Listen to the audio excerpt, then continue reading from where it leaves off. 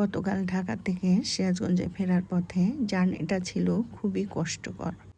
রাস্তায় প্রচুর জ্যাম ছিল, সময় যেন কিছুতেই কাটছিল না। ভিতরে একটা অস্থিরতা কাজ করছিল।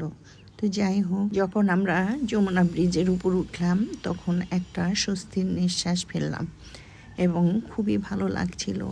আর রাত্রের যমুনা ব্রিজটা দেখেন কি সুন্দর, এই যে সেই রেল সেতু, ওইটা লাইটিংটা দেখেন কি সুন্দর লাগছে।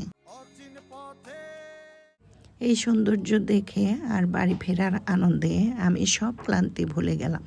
আসলে বাড়ি থেকে কয়েকদিন বাইরে থাকলে বোঝা যায় বাড়ির কি টান।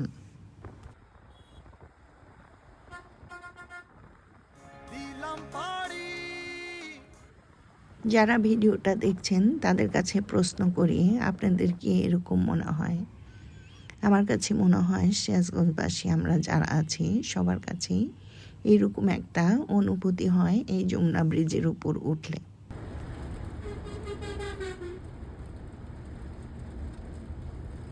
খুব সুন্দর একটা ঠান্ডা বাতাস বইছিল, মনে হয় কিছুক্ষণ আগে বৃষ্টি হয়েছে।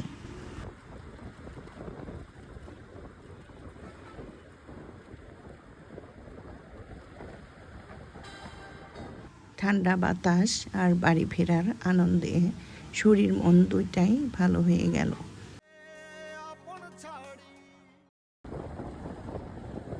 ভিডিওটা কেমন লাগলো? তো ধন্যবাদ, সবাই ভালো থাকবেন।